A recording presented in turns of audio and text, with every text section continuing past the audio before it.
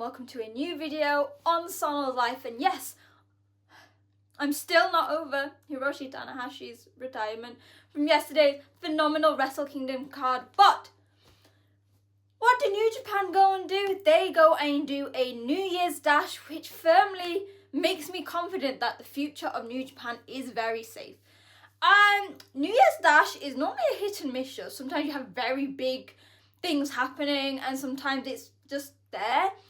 This year had a lot to prove. It was the first match after Tanahashi's retirement, basically setting the tone for the rest of the year, and by God did it do it. So let's have a look at the card and all the big news that happened, because it was a big one. Now, we started with some undercard multi-man matches. At first they might seem pointless, but remember, everything in New Japan has some sort of purpose. So we started off with a 6-man tag, which saw Satoshi Kojima, Taichi, and Tomohiro Ishii, aka Team 150. I think I've been saying Team 155. It's not.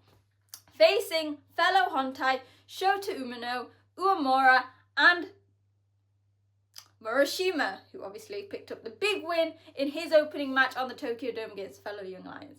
This match was great. It was a nice sort of battle between Hontai and Hontai. It got very vicious. Like, Murashima was really going after Ishii, and Ishii was basically hitting the shit out of everyone. And in the end, Murashima got pinned. However, it was the aftermath that was really interesting. There seemed to be a lot of tension between the two sides, especially in the terms of Uemura and Shota and Taichi and Ishii, which is weird because obviously just 5 guys, Uemura and Taichi, are very close. But remember this for later on in the card. We then had a 2-on-2. So it was New Japan World Television Champion ELP with Kato after his successful successful defense against Chris Brooks, facing Rocky Romero and former IWGP champion Takeshita. Again, this match was nothing interesting. If anyone knows, since Takeshita actually started appearing on New Japan, one of his favourite, one of the feuds that people have liked the most are his matches with the ELP, whether it's been for the global championship, the New Japan World Television Championship, I believe, when Takeshita held the Never belt? Someone remind me. And in their G1 matches. I don't really know what it's going for, because obviously Kato got pinned, so it doesn't set up any match. But there was mention that in the post-match that Takeshita said even though he had lost the title, he is still dedicated for the next year to be appearing in New Japan and aiming for bigger and better things. So that will be interesting to see. You know what? I hope that Takeshita does stay in New Japan. Obviously, he won the title. It was a big thing. He had a 2-month reign, which is not bad actually for his first time in New Japan. But it will now be interesting to see what he does going forward. Do we still see the sort of heelish Takeshita? Does he now try to get welcomed and accepted by the New Japan crowds more? Well, time will only tell. And I'm excited to see what ELP is going to do with the New Japan World Television Championship. Hilariously, in the Wrestle Kingdom post-match comments, he basically said this title looks like shit. It needs a revamp. So New Japan, please take that into consideration. We then saw a third match which saw Bishamon, so Haruki Goto and Yoshihashi and Bolton Oleg, facing House of Tortures, Yujiro Takahashi, Kanemaru and Sanada. Match was fine, nothing really interesting. Oleg pinned Yuji, standard Yuji. However, I want to focus on Mr. Sanada here. There was a lot of talk yesterday on the Rambo when Sanada came out, the words that were on his guitar. Similarly today, when Sanada came out looking very sexy and hot in a mesh crop top and pants, which he didn't remove the entire match, it said goodbye, farewell New Japan. On Instagram he posted something that said one last match. And then obviously I'm taking this from translations, in his post-match from today's show, he basically said that he was leaving the ring. Let me try and find the exact quote. So I found it. So according to someone, Mirror Wrestling on X, he said, "As of today, I am leaving this ring. I am going on a journey." Now, this is obviously interesting considering all the reports about Evil possibly trying to find new pastures. However, I want to point out that this does not mean that Sanada is leaving. Mainly because Evil did the exact same thing last year, basically saying he was leaving and he returned a few weeks later. So This is Sanada. It'll be interesting. He's not been in the best shape physically, so maybe he's going to be going to do some surgery, I believe, on his shoulder. It's kind of sad of how far, like, how much Sanada has dropped from being my husband, but obviously former IWGP champion, to being House of Torture, and really all he's known for is his over-the-top outfits and the shenanigans. So whatever happens, if Sanada is teasing maybe a break or hiatus, it will be sad, but I do just want to see him in the best condition possible, and maybe get to see the Cold Skull or the very handsome Just Five Guys Sanada very soon. We then had another tag match, so this saw the members of Unaffiliated and War Dogs, so Clark Connors, Hiromu Takahashi and Gabe Kidd, facing the Empires, Jacob Austin Young, the returning Francesco Akira, who has a beautiful chip on his shoulder, and Andrade. This is obviously coming off the yesterday's match of the 5 versus 5. This was very high action. I love seeing Akira with a little chip on his shoulder. He might be adorable, but actually heel Akira is something that you really need to watch out for. Similarly, it's always fun to see Clark Connors in the ring. Wheelsan did not make an entrance or an appearance like he did yesterday, but it was nice to see the interactions between all of these stars. Now, Clark Connors got pinned, but the big news coming out of this is after the match happened, Gabe got on the mic and targeted Andrade. This is interestingly going to link probably to future matches in AEW, but he said, "You are a former Intercontinental Champion," referring to the IWGP title. "I am a former global champion," the IWGP belt that Tsuji holds. "We should have a battle, I believe, at New Beginnings, and whoever wins that can challenge Yota Tsuji for the global title, because he wants the belt back." This is very interesting because, again, it will have repercussions in whatever Gabe does in AEW, and once Andrade is able to perform in America, obviously after the WWE thing. But it's going to be very interesting because we've already got something set for New Beginnings, something to look forward to, because Andrade, I've not watched Andrade often. I watched him maybe a little bit when I watched WWE years ago.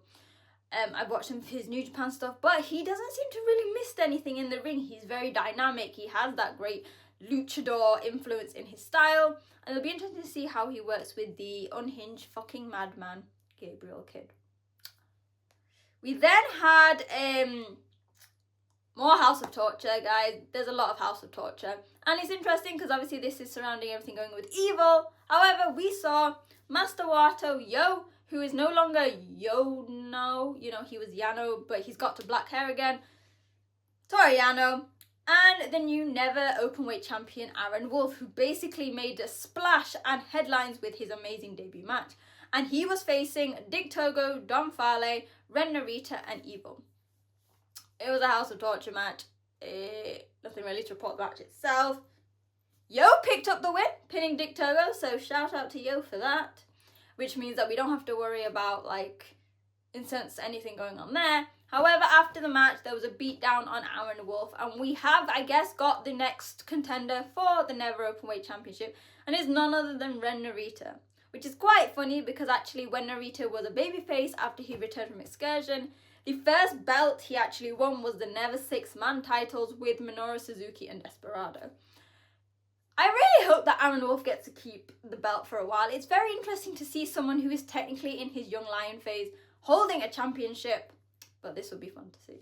We then had an 8-man match which saw the members of War Dogs and Unaffiliated, so Drilla Maloney and his husband Shingo Takagi, David Finlay, and the newest IWGP champion Yota Tsuji, who, by the way, came out not just with the global title, but he kept his promise and brought back the beautiful IWGP heavyweight belt, the version 4. That made a massive pop because he actually came out just showing the global title, where you could see a hint in his red coat. Then he opened it, and honestly, it was so exciting. And they were facing the Empire's Henare, Great-O-Khan, Callum Newman, and Jake Lee. Match itself was great. These are Sorry, did I say the Empire's Henare, Great-O-Khan, Callum Newman, and Jake Lee? I think I did. If I didn't, you get to hear it twice. This was a great match actually in itself. Some really good interactions. Obviously, Tsuji, he started off being like, Jake Lee, you can't just demand a title opportunity, because Jake Lee obviously ruined the party at Wrestle Kingdom, as Kenta did many years ago. So they were having confrontations. We saw very interesting between Drilla, Shingo, Great-O-Khan, and Henare, who seem to both be now top contenders that we should be watching out for in the heavyweight tag division. and obviously David Finlay and Callum. Driller got pinned, and then this led to what I thought was the start of a feud between Shingo, Driller, Okan and Hanare. But interestingly, then we saw beef between Finlay and Callum, which has been going on. But amid everything going on, with Callum sat in the middle of the ring, the elevated music dropped, and after his return to Japan for Tanahashi's retirement, Will Ospreay made his way to the ring. Obviously, Will Ospreay is the leader, well, not the leader, he was the creator of the Empire. Him and Okan were the founding members, so he came to the ring, gave a hug to Hanare, a handshake to Great Okan. No real interactions with Jake Lee as of yet. He went up to Callum and was like, I'm sorry, because I told you, the Empire have been fucking unlucky.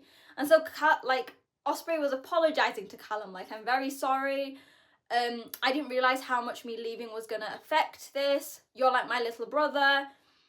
And then he made a very bold statement. He said, I can't do it yet, I'm still injured, but when I can, I'm going to come back to the Empire, I'm going to come back to New Japan and help sort this out.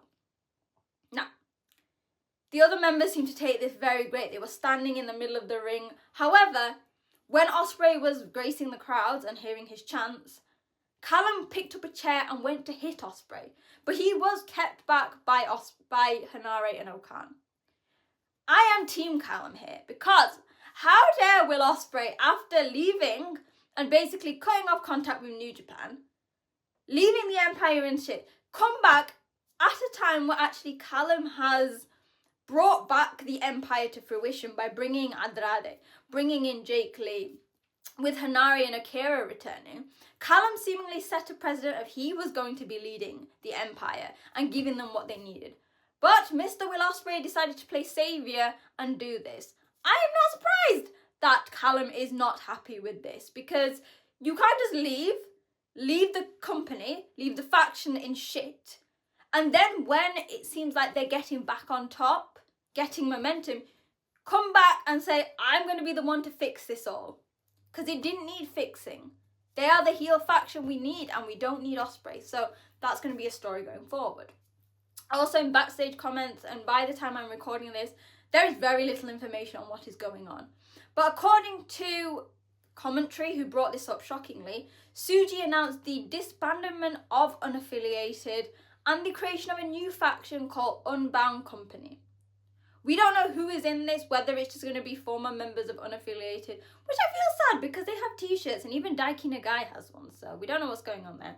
Whether it's just going to be Unaffiliated or if it's going to be a mixture of Unaffiliated or War Dogs, that is also something to keep in mind. We then got to the two title matches. So after the dire shape of the junior division has been something I've chatted about a lot, and it was seen by the very confusing Wrestle Kingdom match that saw Despy win and when everyone wanted Fujita to win. As I mentioned, there was some confrontation backstage, and it set a fatal four-way tornado match for the IWGP Junior Tag Championships. We saw champions Sho and Doki facing Kukai and Despy, facing Fujita and Robbie, facing Robbie X and Ishimori. Obviously, the guys who were involved in the match yesterday and their partners who tried to stop the chaos. This match was actually really good, mainly because for a lot of it, the House of Torture was not involved in any way. They were like at the side, basically being pushed aside. However, we got some really good interactions. The junior division is so diverse, and obviously, aside from the really shit booking, the wrestlers themselves are really good. We have the submission prowess of the guys like Ishimori and Robbie Eagles. We have the high flying of Kukai, Robbie X, Kosei Fujita. Then we have the just brute strength of El Desperado, and then you have House of Torture.